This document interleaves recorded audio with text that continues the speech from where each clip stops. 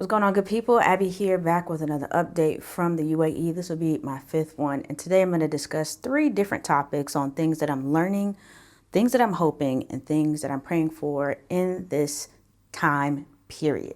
All right, so first up with the things that I'm learning how to be more present. So the folks that know me know that I like to kind of like plan ahead, like in my hallway. I pretty much have a forecast of what the next 2 weeks could look like for me. But in these uncertain times, I'm having a hard time trying to go beyond today.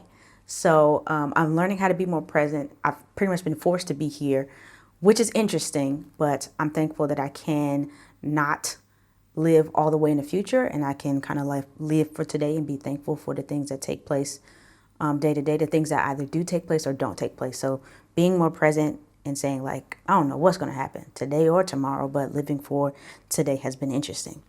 It's something that I'm learning. And then also finding healthy outlets. With all this time that could potentially be idle, you can go to things that might not be the best. So I've signed up for like a class to go and work out. That's weekly. I'm going to test out another one today to see if I can go maybe twice a week. So, and then trying to eat decent, right? Not just reaching for all of the junk food that you want to when your mind is in these type of places. So trying to find healthy outlets. The classes are helping me because I can go to a place and get instructions and I don't have to focus, or I have to focus, but I don't have to put it together myself.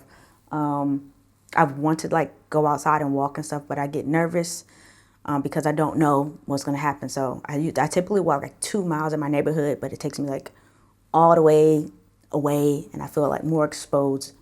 So I don't want to do that. And I'm not a huge fan of the treadmill. So going to these classes will help, and then trying to figure some stuff out along the way. And then I'm also learning to continue to be cautious of social media and the actual media, like news outlet and the narratives that they share. But we've all known this because the updates that I give you may be very different from the things that you see or are presented with international news networks and there are other social media platforms that are letting you all know what they want to share. So I'm cautious of that myself, limiting the information that I get from certain sources and being sure to verify. Because even like right now, I'm looking at what is, told to me that airports is crazy, like in the US, and the lines are out the door and here and there. But I ask certain people who are traveling and it might be crazy and also it might not be, in that particular situation. So that's what I'm learning. Be mindful of where you get your information. I've shared it before. Believe literally half of what you hear and even less of what you see these days, because things, yeah. All right, number two, things that I'm hoping for.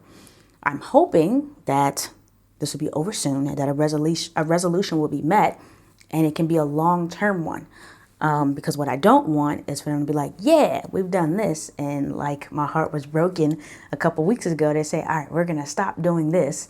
And then the very next moment they could begin doing this again. So whatever agreement they do come to, I hope it's soon and I hope it's long term, so that I can't even say that things will go back to normal. I don't even know what normal is anymore. I just don't want this to be a version of normal, because it's not. And then I'm also hoping that the money that has been lost during this particular situation won't be forced upon the general public. What do I mean? I don't want certain corporations to take advantage of people like me, people like you, to make up for all of the money that they've lost over the past almost 4 weeks, right? So that means hikes in prices for things like travel, things like food. You all are already experiencing, not even you all, we all are already experiencing the gas crisis and things of that nature. So while it's a nice hope to have, I don't want to have to fix this with my particular pockets because of a decision that they make. So that's a hope. That's a hope. And things that I'm praying for. I am praying for the families and the friends who've already lost loved ones. Even prior to this particular situation, conflict has been going on all over the world. And so I want to extend prayers to those individuals who've already lost and are continuing to suffer during the situation. And then I want to continue to pray for the millions of people that are still at risk in war-torn areas that are more severe than the situation that I am in. The people, the parents, the children, the families who are displaced, who are sheltering in place, all types of things. I'm literally praying for you, for those individuals. And I'm praying for the teachers and the students who are online. Nobody thought that going back online since COVID would be a thing for an extended period of time. And at this time, it's probably going to be about a month, maybe even more, before, schools are traditionally back in session, if and when this gets sorted out. So as a teacher who taught through COVID, spent almost a year and a half online when I was still teaching. It's a challenge. Like, you can be like, oh, but they're at home. Like, it's a different world when you're teaching online, especially when, as a PE teacher, I had to be active myself, had to teach my kids. But either way, all you teachers and students that are online, my heart goes out to you.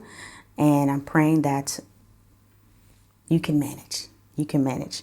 But yeah, that's pretty much it for today. I'm doing decent. I'm continuing to just monitor my particular situation. I'm safe. I'm thankful for all of the resources that I have, including being able to literally make these videos for you all. A lot of people have been thanking me for making the updates and sharing them with you all. But it's a privilege for me to be able to put this together and be in a place, in a space that I can comfortably do so. So thank you for the ones who have been watching, who've been checking in, who've been messaging me. I'm going to continue to find ways to express myself and my feelings in our situation over time. If y'all have any questions, feel free to send me a message or make a comment below. And to the best of my ability, I will respond.